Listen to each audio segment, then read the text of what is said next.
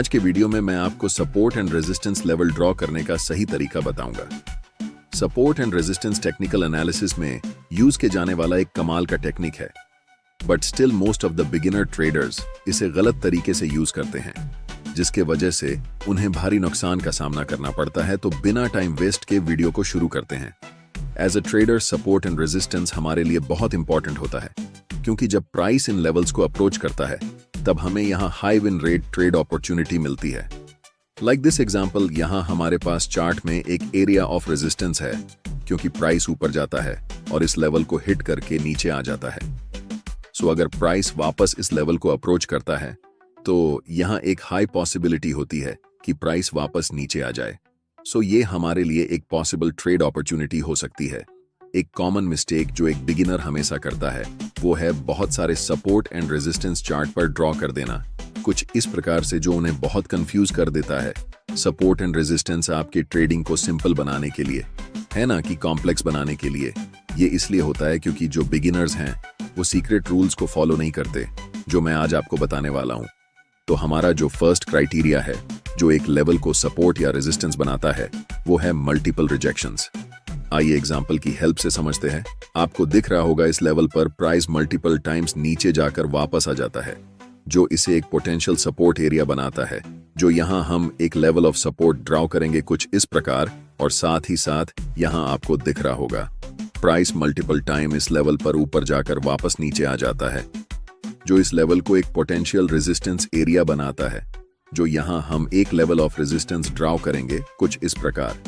अब आप सोच रहे होंगे इस चार्ट पर तो सही है, पर इस प्रकार के चार्ट पर हम सपोर्ट एंड रेजिस्टेंस कहां से ड्रॉ करेंगे जहां अभी तक कोई मल्टीपल रिजेक्शंस नहीं है। तो ऐसे सिचुएशंस में आपको मेजर स्विंग्स को आइडेंटिफाई करना है और support and resistance level draw करना है।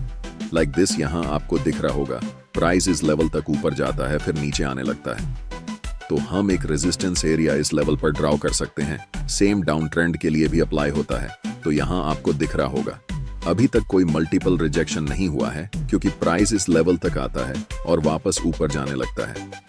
तो आपको जस्ट सिंपली एक सपोर्ट लाइन यहाँ ड्रॉ करना है। Rule number 2, A line can be both support and resistance. आइए एग्जांपल देखते हैं। तो इस चार्ट पर आपको दिख रहा होगा हमारे पास यहाँ एक लेवल ऑफ रेजिस्टेंस है, क्योंकि प्राइस इस लेवल से मल्टीपल टाइम रिजेक्ट होकर नीचे चला जाता है, जो इसे एक लेवल ऑफ रेजिस्टेंस बनाता है। नाउ यहाँ आपको दिख रहा होगा प्राइस अपने रेजिस्टेंस लेवल को ब्रेक करता है और वापस इस लेवल पर आता है, और अब मल्टीपल टाइम रिजेक्ट होकर ऊपर चला जाता है। इसका मतलब जो ये लाइन है वो ब्रेकआउट के पहले रेजिस्टेंस का काम कर रहा था, वही लाइन अब ब्रेकआउट के बाद सपोर्ट का काम कर रही है। सो हमारा थर्ड और मोस्ट इंपॉर्टेंट क्राइटेरिया है वो है the level must be close to the current price. आइए एग्जाम्पल के हेल्प से समझते हैं। सो यहाँ हमारे पास क्लियरली एक लेवल ऑफ सपोर्ट है और एक लेवल ऑफ रेजिस्टेंस है। करंट प्राइस के आसपास आपको ऐसे लेवल पर सपोर्ट एंड रेजिस्टेंस ड्रॉ नहीं करना जो करंट प्राइस से बहुत दूर है।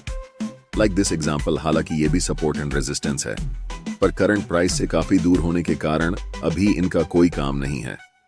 सो हमें ऐसे लेवल पर सपोर्ट एंड रेजिस्टेंस ड्रॉ करना है जो करंट प्राइस के अकॉर्डिंग हमें मैटर करें, क्योंकि बहुत सारे लाइन हमें कंफ्यूज कर सकते हैं। आइए अब कुछ एग्जांपल देखते हैं।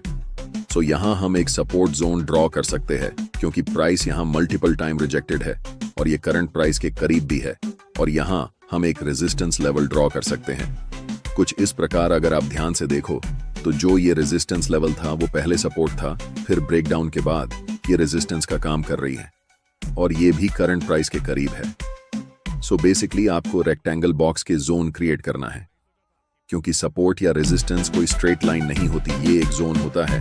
नेक्स्ट एग्जांपल देखते हैं। सो यहाँ हम एक रेजिस्टेंस लेवल ड्रॉ कर सकते हैं, क्योंकि प्राइस यहाँ मल्टीपल टाइम रिजेक्टेड हो चुका है और ये करंट प्राइस के करीब भी है। और यहाँ देखा जाए तो हम सपोर्ट के लिए एक असेंडिंग ट्रेंड लाइन ड्रॉ कर सकते हैं कुछ इस प्रकार। एक और चार्ट देखते हैं। तो इस लेवल पर हम एक रेजिस्टेंस लेवल ड्रॉ कर सकते हैं, क्योंकि जब प्राइस डाउनवर्ड मूव कर रहा था तब प्राइस इस लेवल पर सपोर्ट लेकर एक छोटा पुल बैक लेता है, और फिर जब प्राइस इस लेवल को ब्रेक करता है तो प्राइस मल्टीपल टाइम इस लेवल पर रिजेक्ट हो जाती है। सो ये हमारा रेजिस्टेंस लेवल है जो करंट प्राइस के क्लोज है, और ये हमारा एक पोटेंशियल सपोर्ट लेवल हो सकता है। सो बेसिकली इस प्रकार से आप level of support and level of resistance draw कर सकते हो।